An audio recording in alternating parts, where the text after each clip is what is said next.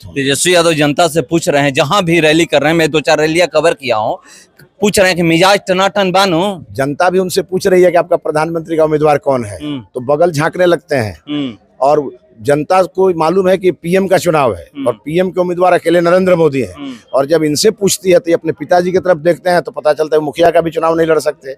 और अपने उनकी एक पैर जानते ही हैं कि जेल में के अंदर कब चले जाएंगे कोई ठिकाना नहीं है, क्योंकि वो 25,000 करोड़ गटके हुए हैं।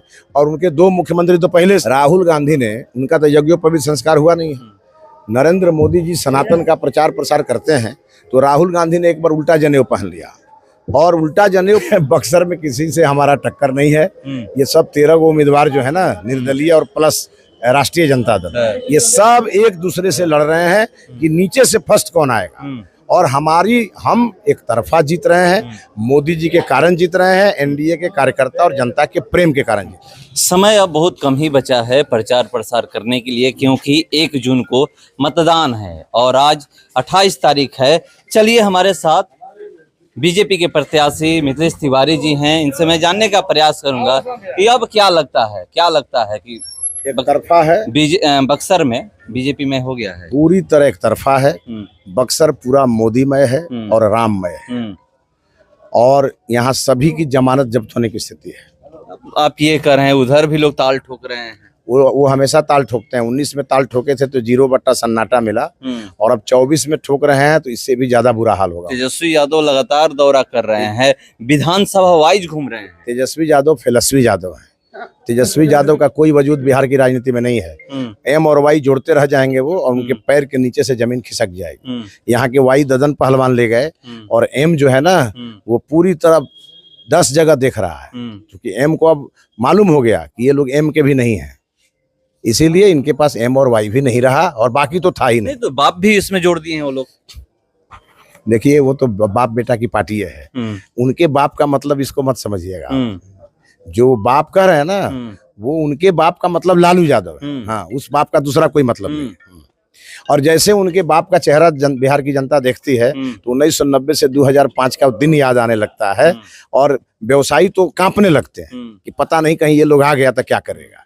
इसीलिए वो पूरी तरह फिनिश है, 0 पर आउट होंगे और तेजस्वी फिलस्वी बनेंगे। लोग कह रहे हैं कि पोस्टर से गायब हो गए हैं लालू राबड़ी।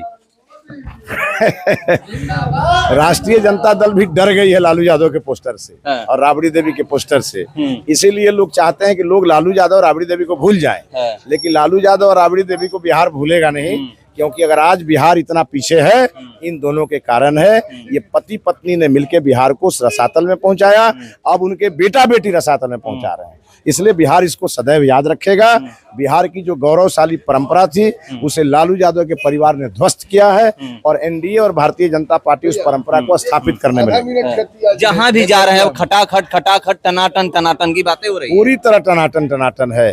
और हम जहां जाते हैं, पहले तो 5 आदमी जाते हैं, उसके बाद काफिला लग जाता है, कारवां लग जाता है, और जनता का वो स्नेह प्यार मिल रहा है, बक्सर में आज तक किसी नेता को नहीं मिला होगा, और बक्सर में सारे रिकॉर्ड ध्वस्त होंगे। तेजस्वी यादव जनता से पूछ रहे हैं, जहां भी रैली कर रहे हैं, मैं 2-4 रैलियां कवर किया हूं, पूछ रहे हैं कि मिजाज टनाटन बानो। जनता भी उनसे पूछ रही है कि आपका प्रधानमंत्री का उम्मीदवार कौन है, तो बगल झांकने लगते हैं। और जनता को मालूम है कि पीएम का चुनाव है और पीएम के उम्मीदवार अकेले नरेंद्र मोदी हैं। और जब इनसे पूछती है तो ये अपने पिताजी की तरफ देखते हैं, तो पता चलता है मुखिया का भी चुनाव नहीं लड़ सकते।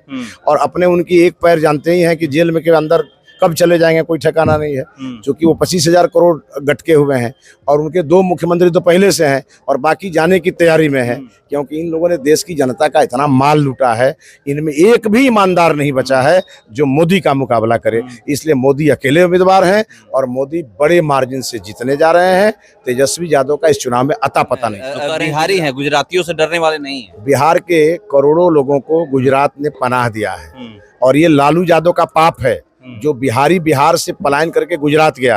ये तो नरेंद्र मोदी जी का ये ऐसा देन है कि बिहारियों को गुजरात में पनाह मिला, और वहां से रोजी रोटी कमा के अपने परिवार का भरण पोषण करते हैं। लेकिन ये किस प्रकार के, ये इनको अपने नमक का भी शहरियत देने नहीं आता है कि जो गुजरात बिहारियों का पालन पोषण कर रहा है, गुजरात में सूरत में, अहमदाबाद में, गुजरात के शहर बिहारियों से भरे पड़े हैं। तो गुजरात के नेताओं को, गुजरात की सरकार को, गुजरात के मुख्यमंत्री को, तो इनको एहसान लेना चाहिए। ये देखिए हमारे पास राजस्थान के माननीय मंत्री जी आए हैं और ये हर जगह जहाँ जा रहे हैं वो कह रहे हैं कि राजस्थान के खेत में आज हरियाली है तो बिहारियों के कारण है। तो क्या बिहार में नहीं हरियाली आ सकता था? ये तो 15 साल में लालू राबड़ी के कुशासन के कारण लोग पलायन कर गए और अब धीरे धीरे हम लोग सबको वापस ला रहे हैं, सबके लिए माहौल बना रहे हैं। बिहार में औद्योगिकरण हम लोग स्थापित कर रहे हैं, एग्रीकल्चर को हम लोग पूरी तरह से मॉडिफाई करने में लगे हैं। समय लगेगा लेकिन होगा। लेकिन ये लोग ऐसे लोग हैं कि अपने लोगों को इन लोगों ने दूसरे राज्य में भेज दिया। अब ऐसा बोलेंगे कि उस राज्य में हमारे जो बिहारी भाई हैं उनको वहां दिक्कत होने लगे। बस विषय यही। राहुल गांधी अब लगातार देखने को मिल रहा है कि बिहार में दौरे कर रहे हैं, कितना प्रभाव पड़ेगा? राहुल गांधी ने, उनका तो यज्ञोपवीत संस्कार हुआ नहीं है। नरेंद्र मोदी जी सनातन का प्रचार प्रसार करते हैं तो राहुल गांधी ने एक बार उल्टा जनेऊ पहन लिया और उल्टा जनेऊ पहन करके उन्होंने कांग्रेस का पितृतर्पण कर दिया। अब कांग्रेस के लिए कोई जगह बची नहीं है देश में और राहुल गांधी को कोई सीरियस नहीं लेता है। बिहार में एक हमारे पप्पू पहले से थे और एक देश के पप्पू हैं, दोनों आकर के बिहार में घूम रहे हैं। इनको जनता नोटिस नहीं लेती। एक आखिरी सवाल, बक्सर की हम लोग बात करें तो किससे मुकाबला आप देख रहे हैं कि ये मुझे टक्कर दे सकते हैं? बक्सर में किसी से हमारा टक्कर नहीं है। ये सब 13 गो उम्मीदवार जो है ना, निर्दलीय और प्लस राष्ट्रीय जनता दल, ये सब एक दूसरे से लड़ रहे हैं कि नीचे से फर्स्ट कौन आएगा। और हम एक तरफा जीत रहे हैं, मोदी जी के कारण जीत रहे हैं, एनडीए के कार्यकर्ता और जनता के प्रेम के कारण जीत रहे हैं। तो देखिए, जनता के प्रेम के कारण जीत रहे हैं, बता रहे हैं और इंतजार करते हैं 4 जून को पता चल जाएगा। फिलहाल इस पर इतना ही, बने रहे हमारे साथ। नमस्कार।